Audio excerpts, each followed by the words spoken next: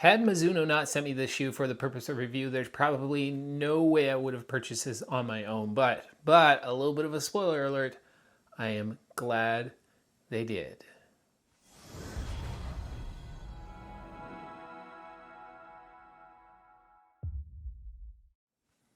Hi everybody and welcome to today's video. My name is Matt and this is What Matters to Matt. And on today's video we're talking all about the Mizuno Wave Rebellion Pro 2. And to get that disclosure right out of the way right off the bat, this was a shoe that Mizuno sent me for the purpose of review. But of course, they're not telling me what to say in this video and they're not going to get a chance to see this video before you guys do here on YouTube. Okay, so before we get into the shoe, let me explain why I probably wouldn't have purchased this on my own. And it kind of comes back and relates to a video that I did a few years ago. One of the videos that really kind of let me know that some people wanted to hear what I had to say here on YouTube. It didn't go crazy big, but big for me at the time. And that was a video where I was talking about whether people, average runners, middle of the pack runners, new runners at the time, should be running in carbon plated shoes or plated shoes in general. Did it make any difference? Was it worth it for us to run in? And it was on the Endorphin Speed. Now the Endorphin Speed 2 had just come out and the Endorphin Speed was on heavy discount. And so I went ahead and purchased that shoe and did not regret a moment of that. Even though I thought that shoe was for a faster runner, I purchased it. I ended up using it for my first marathon. I really fell in love with that shoe. And that was similar vibes that I had with the Wave Rebellion Pro 2 and the Wave Rebellion Pro, which I have not run in. Was just with the aggressive shape, the heel here, and there's just the rocker that's in the front of this shoe. The way that Mizuno was marketing this shoe as being maybe for faster marathon runners. It really, really intimidated me, and it's not a shoe that I would normally go out and purchase. But after running in it, I'm super happy that I got the chance to run in this shoe because it is a whole lot of fun. Now we're going to go down through the upper, the midsole, and the outsole.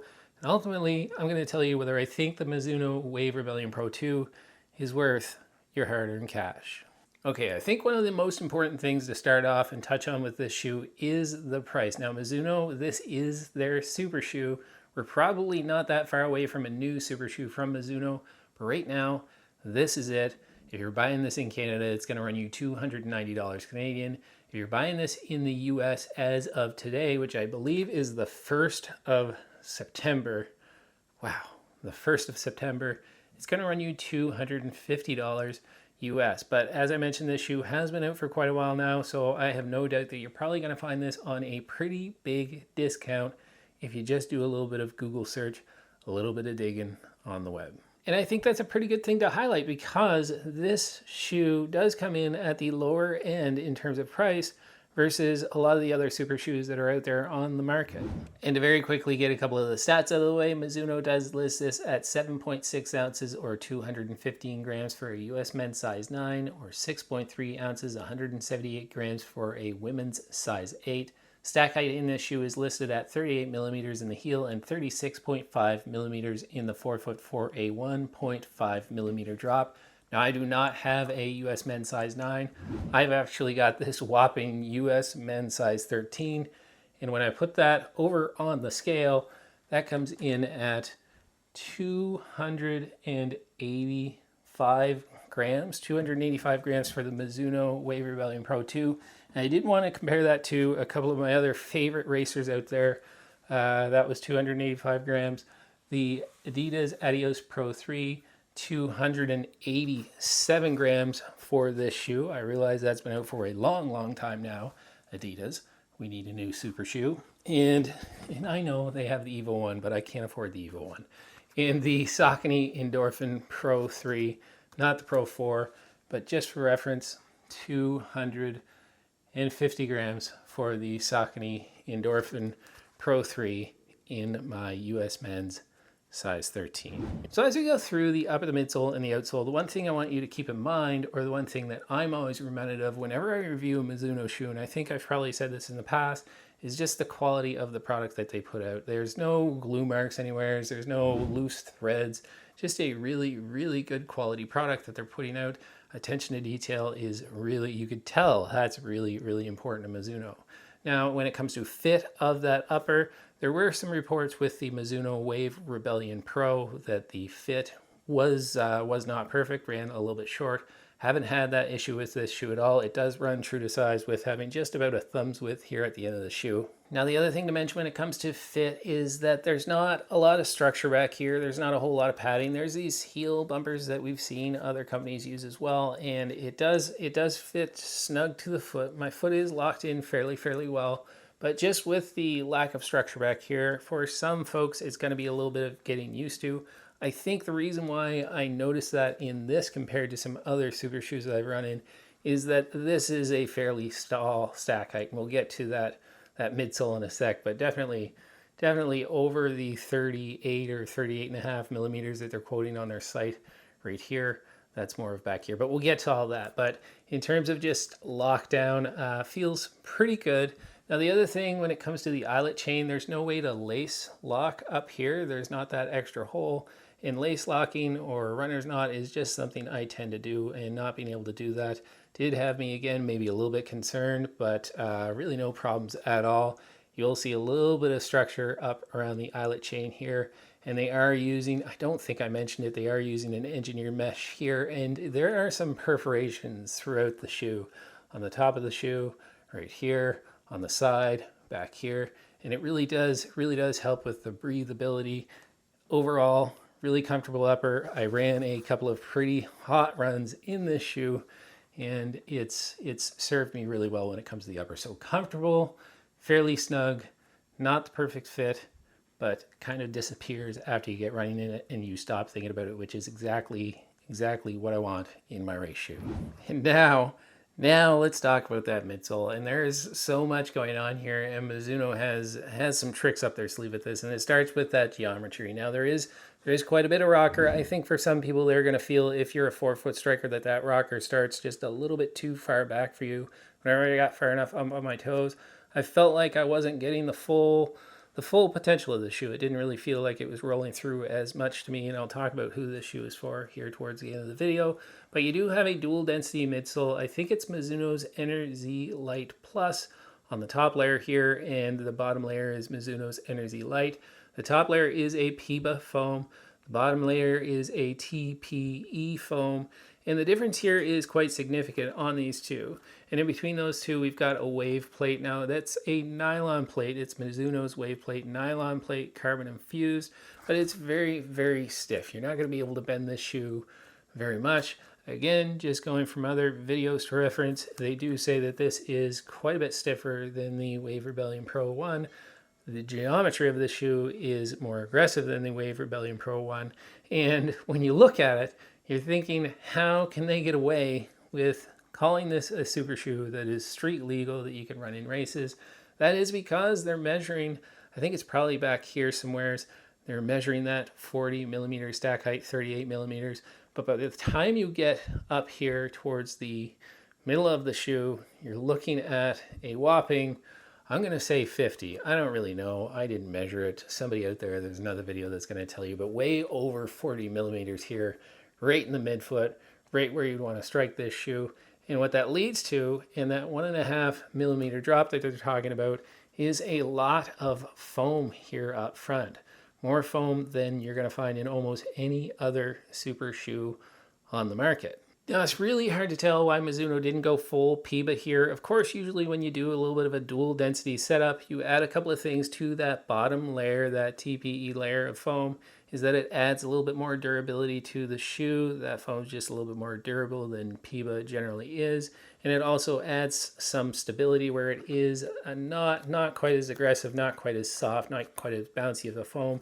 But that does take away from a little bit of the energy return. And I'd be really interested to feel what it would feel like with a shoe with this geometry, this stiff of a plate, Mizuno's wave plate, and put full PIBA through this shoe.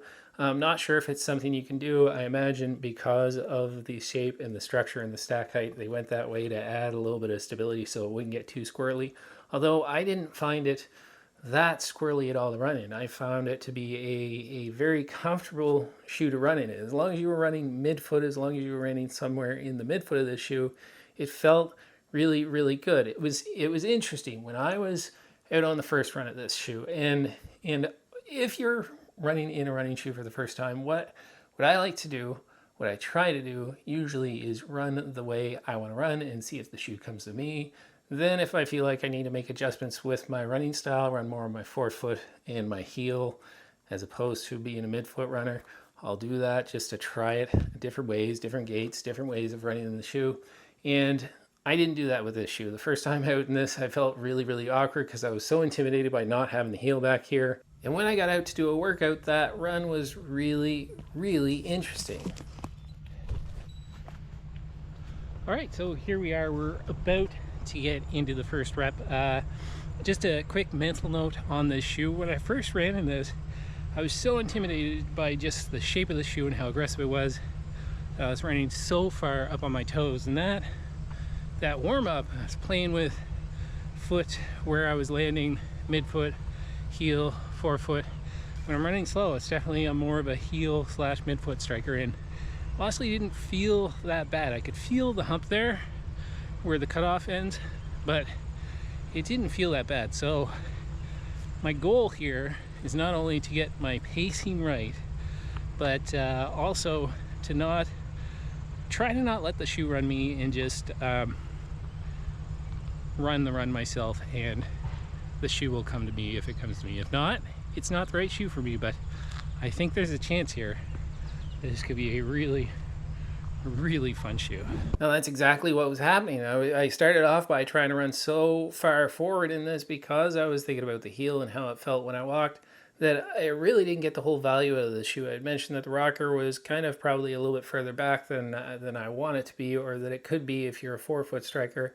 But if you land back here in the midfoot, you get the whole value of that plate. You get the whole value out of all that foam, and you really do feel the energy return. Even if you land back on the heel, this was the thing that really, really surprised me. There were times on that run, like I do in a lot of my workouts, I probably go out a little bit too hard, and I'm getting a little bit ragged towards the end of my reps, and I started landing back on the heel for my cool down, and it really didn't run that bad. Probably worse up here on the forefoot than it was in the heel, even with that aggressive nature that we have back here. So for me, midfoot striker ran perfectly, forefoot striker okay, rear striker perfectly fine. I think anybody can run in this shoe, but definitely that midfoot really, really is the sweet spot in this, and that's where you're going to get that energy return. That's where you're going to just put it into cruise control. That's where if you're going to try to PR in the marathon, that's where you want to be landing in this shoe. I think the last thing I want to mention about the midsole and the ride of this before we move on to that outsole comes down to the stability. I mentioned stability earlier, and I said this wasn't too unstable of a shoe, but because of the stack of that midsole, because of the narrowness of the shoe, because of the aggressive geometry, Mizuno really had to work some magic to make it a runnable shoe for a runner like me. And they've done that. Having that dual density really does help with it. I know I said I'd like to see all PIBA to see how just fun it would be. But having that dual density really does add to some stability. Having just the rigid, quite rigid plate really does add some lateral stability to this shoe. But the one place that I think it would fall short is if you were running a race that had lots of turns, you might have to be a little bit careful. For me, if I'm running in a straight line, this is great. I don't notice it at all. But the height of the shoe, just the narrowness of the shoe, I need to be running forward. Otherwise, it gets a little bit squirrely for me when I'm taking corners. Not bad. Every marathon is going to have some turns. It's not all going to be a straight line. But if I'm running through some city streets where I have to make a lot of tight turns, it's probably not the shoe I'm going to reach for. It is pouring out right now. Getting a chance to try these in the wet. We'll see when we pick up the pace. What they do. And look at the gap that they have there. The amount of midsole that they've taken out of this shoe to create this huge gap where you're going to see the wave plate. And that reminds me of the Mizuno Neo Vista. In both cases, it doesn't really seem to make the shoe any more unstable. It just adds to some of the excitement, some of the energy return that you're going to get back. But what I will say about the outsole of this is that there's a waffle pattern here, and this is one of the grippier super shoes that I've run in a long time. I'm not sure what they were saying about the Wave Rebellion Pro, but for me, I really liked how grippy this outsole is. Now, I've only had the chance to run a few workouts in this, so I can't speak much to durability. Maybe that would be something I'd be a little bit concerned about. A lot of times when you get a shoe that has a really, really grippy outsole, it does tend to wear a little bit quicker. And with these little nubs on here, they might wear down a little bit quicker, but that's pure speculation. There's no wear and tear so far on at least the runs that I've been on, but I'm not going to speak to durability because I haven't run enough in this to be able to speak to that. Okay, so I talked about the upper, I talked about the midsole, I talked about the outsole. Now, who do I think this shoe is for? I think it's, you know what, anybody can run in this shoe. If you're like me and you're a little bit intimidated by the shape, don't be. Try it out. Get your foot in this shoe and at least take it for a light jog, because again, if you go into the store and you try this on, it's going to feel really awkward. The first few steps you take in this, it's going to feel really awkward. But I think a lot of folks, if they gave this a chance, they're really, really gonna like it. I think it's for somebody who wants to run fast. I think it's for somebody who wants to feel that they're in a race shoe, that they're in something different than when they slip out of their daily trainer and into their race shoe. They know that they're about to go fast. I think if you're somebody who's a mid-foot striker, this is gonna be the dream for you. I think if you're a forefoot striker, you can still like this shoe, but you just got to watch that some folks aren't going to feel quite as much energy return as somebody who's landing a little bit further back in the midfoot. I think if you're a heel striker, a lot of us heel strikers tend to lean a little bit closer to heel mid when they're running faster. So you definitely could even use this for a 5K, a 10K, a half marathon, all the way up for marathon. I think anybody can run in this shoe, so don't be too intimidated by it, but it's definitely more geared towards that midfoot runner. Do I think this is worth your hard-earned cash? Yes, I do, with a little bit of a caveat, is that this is a very different shoe. When I say anybody can run in this, it's still going to feel different. It's going to feel like nothing else that you've run in before, and that's actually what I like about it. It is so much fun to run in. So if you've got the cash, if you're looking for a super shoe, check out the Mizuno Wave Rebellion Pro 2. I don't think there's lots of folks out there that are going to be disappointed in racing in this shoe. That's it, guys. That's the end of the video. I hope you like this review. My name is Matt, and this has been What Matters to Matt. And ultimately, what matters to me most is my family. I'll see you guys in the next video. Step 1, wake up early, gonna rise with the sun. Step 2, get some good, some food in you. Step 3, think real hard about what you want to be. Step 4, everybody just do your thing. Wake up, today's gonna be a good day. Wake up, today's gonna be a good day. Wake up, today's gonna be